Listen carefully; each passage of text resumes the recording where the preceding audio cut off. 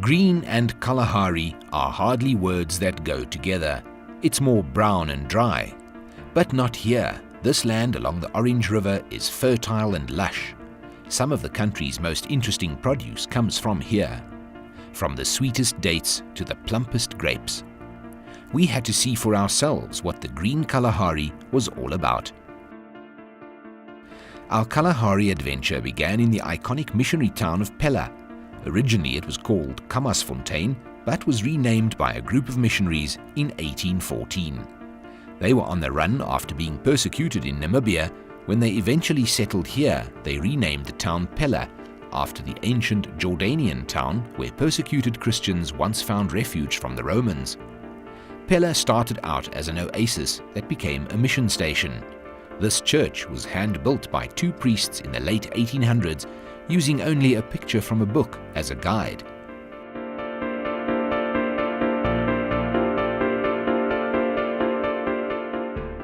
Father Simon and Father Wolf, the two priests from Paris, France, they were sent by their superior, Father Louis Brisson, in 1882.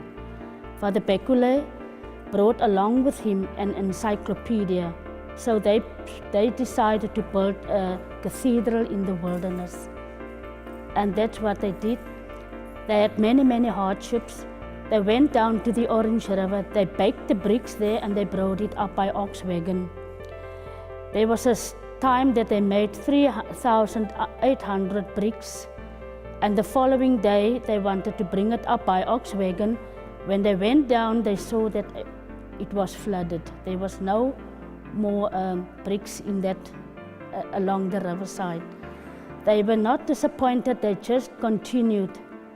And because that was their wish, their desire, to build a cathedral here in this wilderness.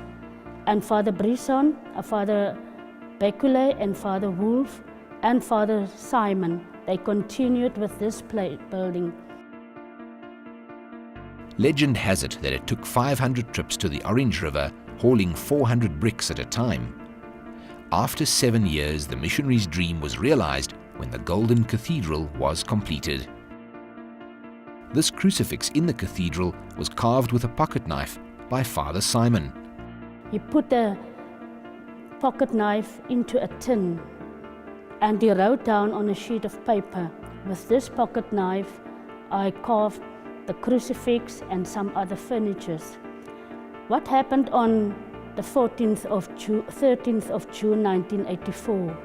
The three pillars on your right side collapsed and they found the tin with the pocket knife, and when they opened it, they saw the tin, the pocket knife in the tin and the manuscript. They gave the manuscript to the bishop and the bishop put it in his showcase up in Camus, but they threw back the pocket knife with the tin back into the pillar, and they even founded some other important documents in the other pillars. The church has a very strong French connection. This clock, the bell, and other cathedral fittings were gifts from the people of France.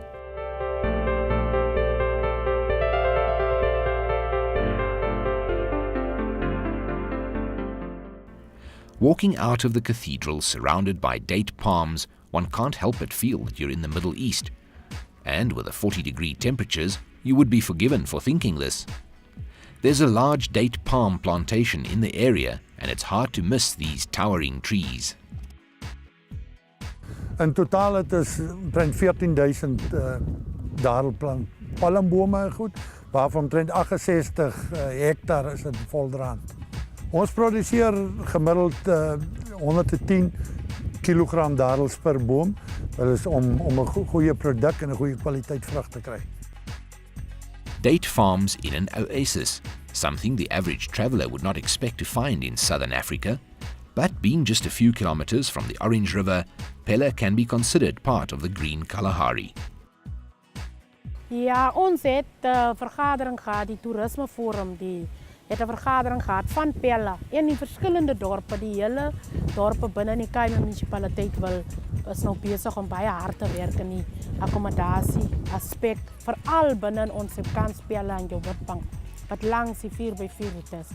En daar is huidiglik is daar persone wat belangstel in bed and breakfast. So ons is besig om dit aan te spreek.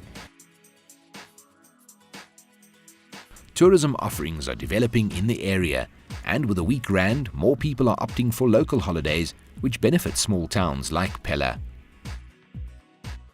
Ons het 'n baie interessante 4x4 route wat strek vanaf Pella tot in Vioolstrof. Die eerste pakket is omtrent 300 plus minus 348 kilos. En die tweede pakket is vanaf Vioolstrof tot in die Ruttersveld. Dit is baie interessant, dit is baie gewild. Toeriste dwars oor die wêreld, dwars oor die land en die wêreld kom na hierdie. Time all but stands still in this oasis, and that's just the way the locals like it. Hierdie kerkie het ontstaan hier in 92. Ons was maar 'n klein getalletjie lidmate. Ons het nou al gegroei seker so tot oor die 20. En dit is baie aangenaam en lekker om hier in Pella te wees. Hy's 'n baie sending geestelike plekkie. Maar dinge loop mos maar soos dit loop. Mense ontaard, hulle raak stout en al die goed, maar die morele waardes van die plek word nog behou deur die godsdienste beoefen en getrou aan die Here te wees. En daar's hier nog maar seker verskillende projekte, werkskeppings en al die dinge. Hy's eintlik so 'n sterk werkplek nie, maar die meeste mense werk uit. Maar die meeste werkskepping hier is veeboerdery en dit wat ons hiermee voortgaan. With the sun going down, we drove off to continue our green Kalahari adventure.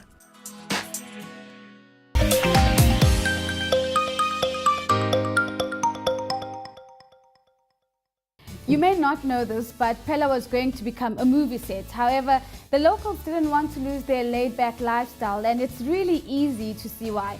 Now our journey continued to Kakamas and its well-known pink landmark.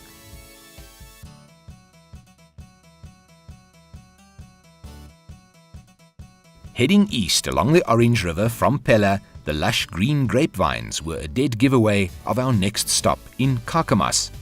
Ironically, the town's name, a Khoi word, means poor pasture. But looking around Kakamas, it's hard to believe that this town was once brown and desolate. After the South African drought of 1895 to 1897, some farmers who had lost everything were given a helping hand by the Dutch Reformed Church. In 1897, the church formed a colony. Being close to the Orange River, the farmers got together and through hard labor built these canals by hand. The once brown landscape now had a water supply that would make this town undeserving of its name. Today, some of the best table grapes are grown along these banks.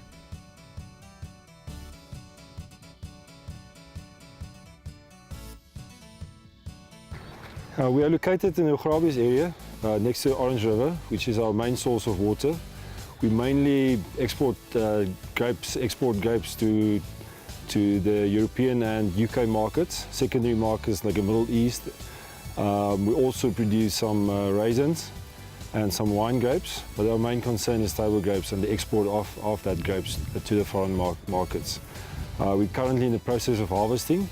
Our preparation of the grapes already starts in June in the winter when we start to put all the new vines on the trellis system. And after budding, we start preparation with the bunches and the grapes. And as the bunches grow and the berry sizes grow, we prepare that, and now we're at harvest time.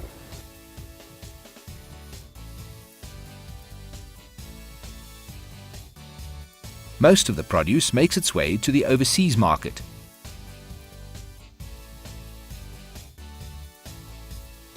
The Orange River industry is basically from Groblershoop down to Onseepkans. Produces about between 17 and 18 million cartons of grapes. That's a 4.5 kilogram equivalent. And job creation is for about 25,000 to 30,000 seasonal workers, of which about half of them is permanent workers. Our main markets is the Northern Hemisphere, the UK, Europe, Northern Europe, as well as the Middle East, and to an extent the Far East as well. Our growing market, which is the biggest growing market at the moment, is Africa. back on the road, but before we headed out, some padkos or road food was in order. Located conveniently on the roadside, this farm stall painted in pink really stands out.